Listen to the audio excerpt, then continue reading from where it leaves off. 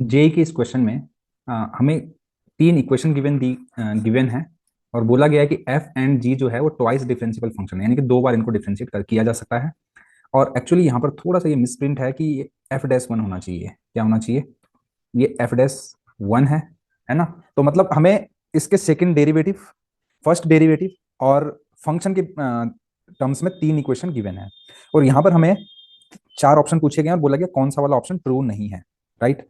तो ध्यान से देखिएगा, नॉट ट्रू बोला गया है यहाँ पर।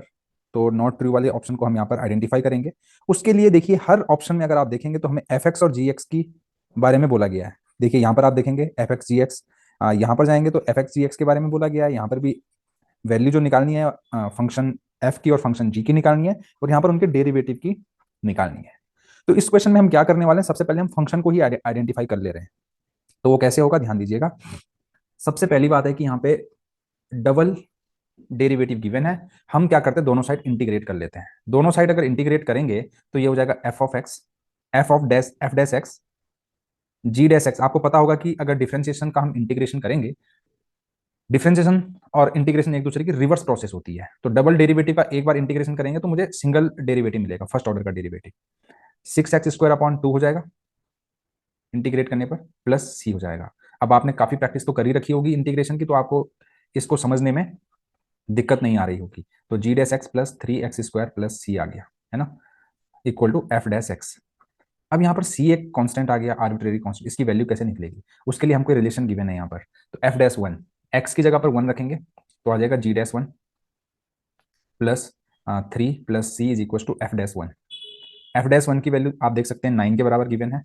जी डैश वन की वैल्यू निकालेंगे तो यहाँ से आएगा 9 3 12/4, 3 आ जाएगा। जी डैश वन की वैल्यू 3 आ जाएगी सॉल्व करने के बाद।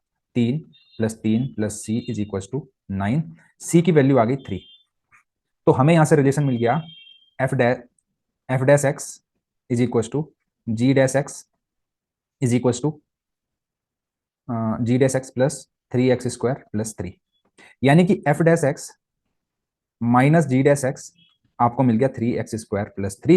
ये मैंने क्यों निकाला, क्योंकि हम इस रिलेशन को यहां पर यूज करने वाले। सही बात है। चलो, दूसरी बात है, क्योंकि हमें एफ एक्स और जी एक्स भी चाहिए, तो हम क्या कर लेते हैं, इसको हम इक्वेशन नंबर वन बोल लेते हैं। This is equation number one. तो इक्वेशन नंबर वन को एक बार फिर से हम इंटीग्रेट करेंगे। इक्वेशन नंबर वन को हम इंटीग्रेट कर रहे हैं। तो इंटीग्रेट करेंगे तो मिलेगा एफ ऑफ एक्स, ये एफ डैश एक्स जो एफ ऑफ एक्स मिल जाएगा। एक्चुअली हमें इसको मानना चाहिए, इक्वेशन नंबर वन है ना, इसको नहीं मानेंगे। तो F X is equal to G X plus three X square का इंटीग्रेशन करेंगे तो आएगा three X cube upon three, तो जो हो जाएगा एक्स क्यूब के बराबर, plus three X plus C बोलो या डी बोल दो, कुछ भी बोल दो, मैं डी बोल दे रहा हूँ, है ना, क्योंकि सी हम पहले यहाँ पे यूज कर चुके हैं। अब यहाँ पर इस डी की वैल्यू कैसे निकलेगी, तो देखिए रिलेशन, यहाँ पर हमें एफ टू की वैल्यू है 12 गिवन और जी ऑफ टू की वैल्यू है गिवन 3। तो चलो यूज कर लो, यहाँ पर एक्स इक्वल टू टू रखेंगे, F of two G of two, two का cube plus three into two plus D. F of two की वैल्यू 12 है, जी ऑफ टू की वैल्यू सॉरी यहाँ पर 6 आना चाहिए, है ना, सॉरी 4 आना चाहिए, 4। 4 plus 8 plus 6 plus D, 8 4 12, D की वैल्यू -6 आ गई। तो यहां से हमें एक अलग इक्वेशन मिली, F of X is equal to G of X plus X cube plus three X minus six, है ना, ये मिल गई हमें इक्वेशन नंबर टू। अब इसके बेसिस पर हम सारे आंसर करने वाले हैं। कैसे, देखिए यहाँ पर G of -2 minus of F of -2 बोला गया है। तो मैं क्या काम करता हूँ, इस एक्सप्रेशन को लेफ्ट हैंड साइड में ले जाके इसको राइट हैंड साइड में ले जाऊंगा, तो ये हो जाएगा G of X minus F of X is equal to minus of X cube plus three X minus six. अब मैं एक्स की जगह जैसे ही -2 रखूंगा तो ये हो जाएगा -8 -6 तो आपको यहाँ पे पता चल गया कि 20 के बराबर आ गया। तो ऑप्शन वन जो है वो तो सही है, हमें तो निकालना कि कौन सा वाला सही नहीं है। दूसरी बात, इसने बोला है कि अगर x की वैल्यू -1 से 2 के बीच में है तो इसकी वैल्यू लेस देन 8 होनी चाहिए। तो अब ये हम कैसे निकालेंगे, इसका जो सेकंड पार्ट है वो हम कैसे डिराइव करेंगे उस पर चलते हैं। तो देखिएगा ध्यान से, उसके लिए हम डेरिवेटिव का सहारा लेंगे। क्या लेंगे, डेरिवेटिव। मतलब मुझे x की, यहां पर हमें क्या गिवन है, x की वैल्यू गिवन है, तो F x minus G x की वैल्यू कहां से कहां तक लाई करेगी, तो इसका हमने सहारा लेना है।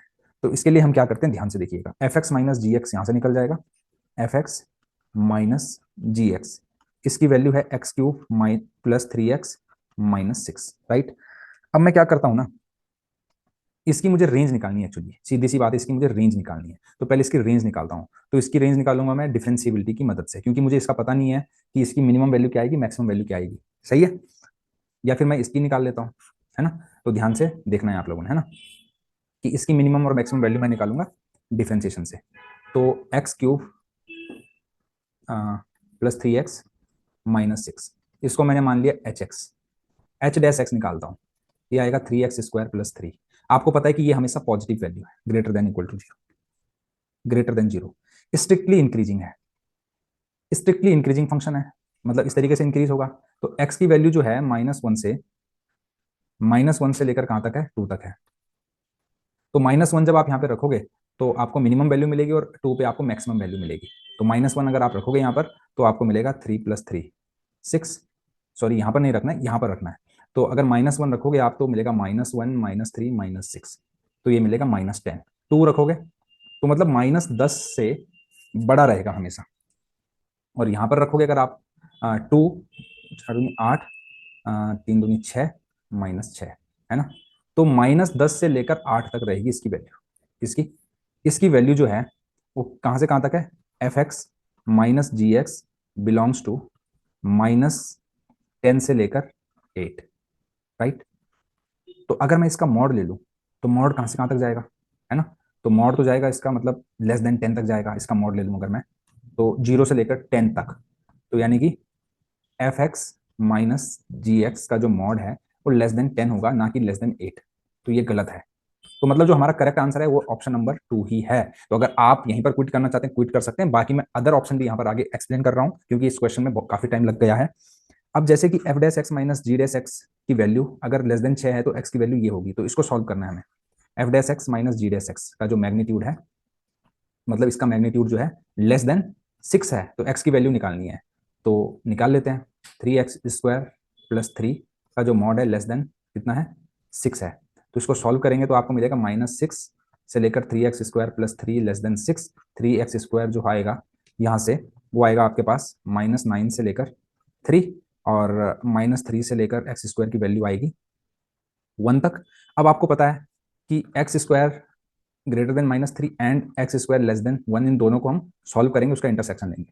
तो ये वैल्यू तो हमेशा ट्रू है, ऑलवेज ट्रू, ठीक है, ये तो हमेशा सही है। और इसको सॉल्व करेंगे तो x जो है -1 से 1 के बीच में आएगा। तो यानी कि ऑप्शन नंबर 3 जो है वो भी ट्रू है, मतलब नॉट ट्रू हमें खोजना था, तो ये भी आंसर नहीं होगा।